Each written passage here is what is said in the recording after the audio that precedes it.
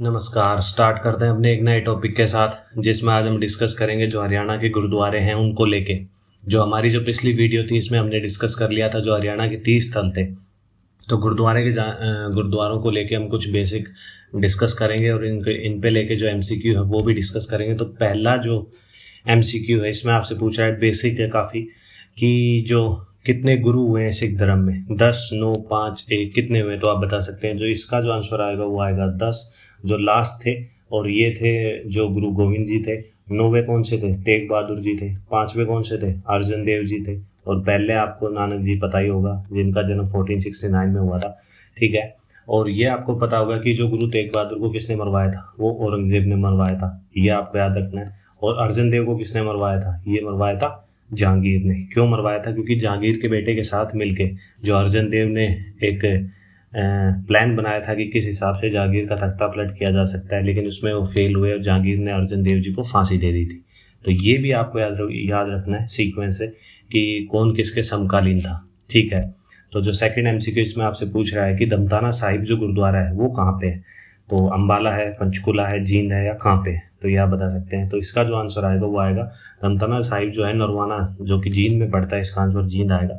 इसके अलावा जींद के बारे में कुछ एक्स्ट्रा जान लेते हैं। जो जींद है ये अलग अलग जिलों से जो सबसे ज़्यादा टच करता है, ये 7 जिले इससे टच करता है। ठीक है। तो ये आपको याद रखना है। और आपको कंफ्यूज करने के लिए क्या दिया जाएगा? भिवानी और कुरुक्षेत्र, क्योंकि बाकी से तो आप अंदाज़ा लगा लोगे कि ये काफ़ी दूर है और ये टच नहीं करते। बस आपको भिवानी और कुरुक्षेत्र याद रखना है कि ये इससे टच नहीं करते, बाकी आप समझ जाओगे।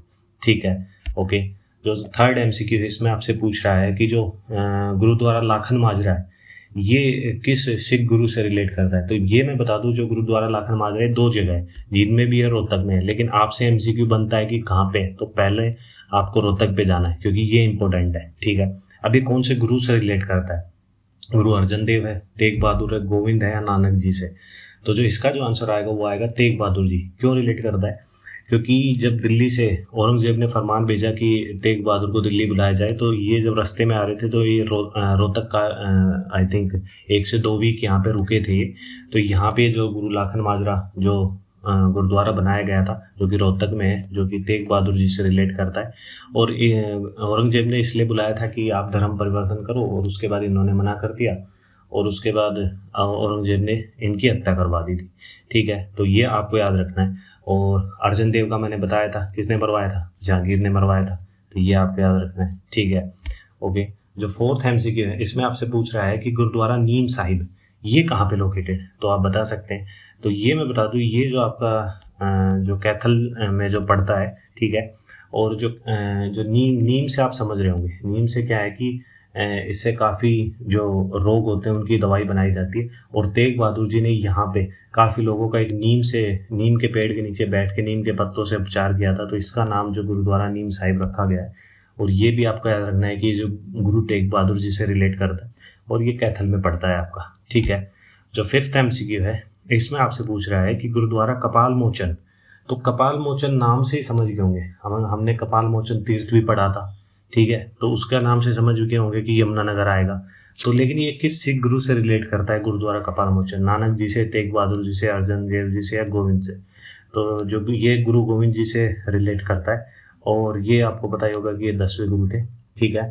और इसके अलावा हमने यमुनानगर में एक जो तीर्थ स्थल पढ़ा था, जब कालेसर मठ आए, मठ लिखा है, कालेसर मठ लिखा है, तो आपको जाना है किस पे? यमुनानगर पे। और कलेसर तीर्थ आए तो आपको जाना है कुरुक्षेत्र में। तो ये आपको याद रखना है। आपने पिछली वीडियो नहीं देखी होगी तो उसको आप रिवाइज कर सकते हैं। ठीक है। तो 6th एमसीक्यू है इसमें आपसे पूछ रहा है कि जो मांझी साहिब गुरुद्वारा है वो कहाँ पे है? देखो, मांझी साहिब गुरुद्वारा काफ़ी जगह है, काफ़ी बार आपसे ये पूछा जाएगा श्री मांझी साहिब, कभी पूछा जाएगा गुरुद्वारा मांझी साहिब। तो इसका क्या याद रखना है? आपको सीक्वेंस याद रखना है, अंबाला, कैथल और रोहतक, ऐसे याद रखना है ऊपर से नीचे की साइड।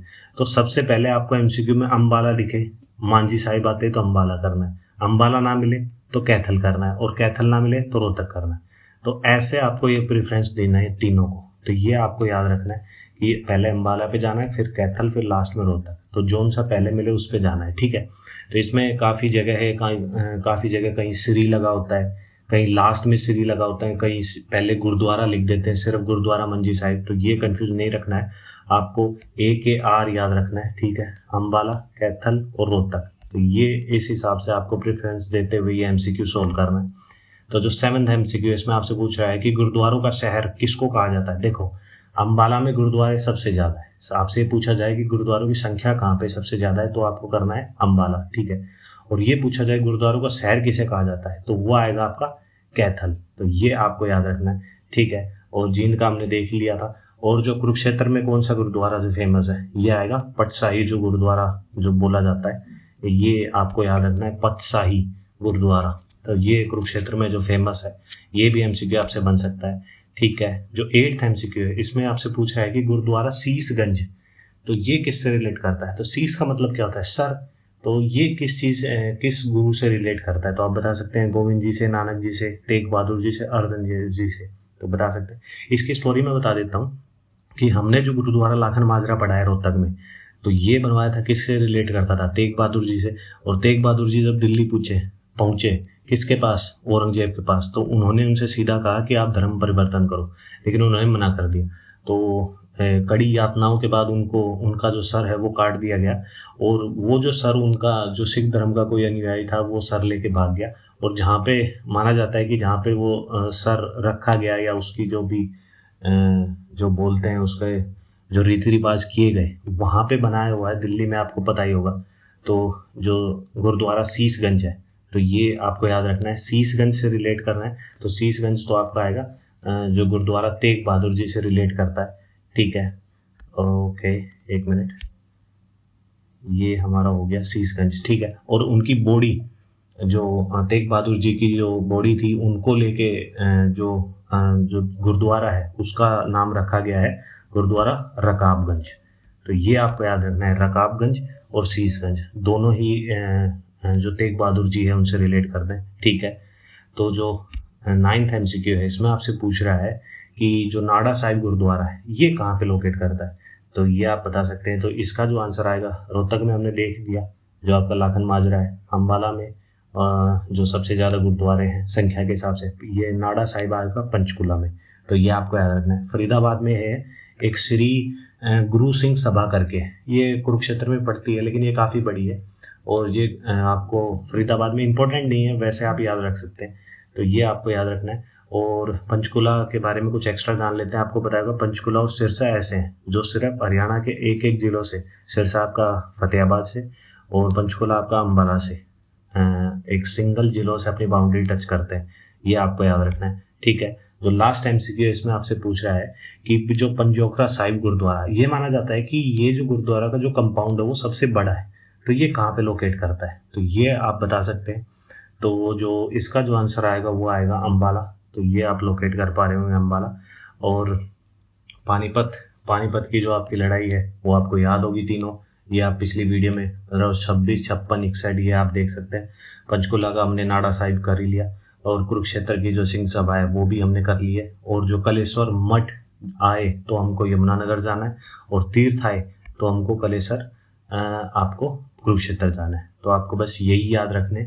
तो आज के लिए बस यही वीडियो थी, यही MCQ थे। आपको अच्छी लगी हो वीडियो तो लाइक कर सकते हैं, चैनल को सब्सक्राइब कर सकते हैं। थैंक यू, जय हिंद।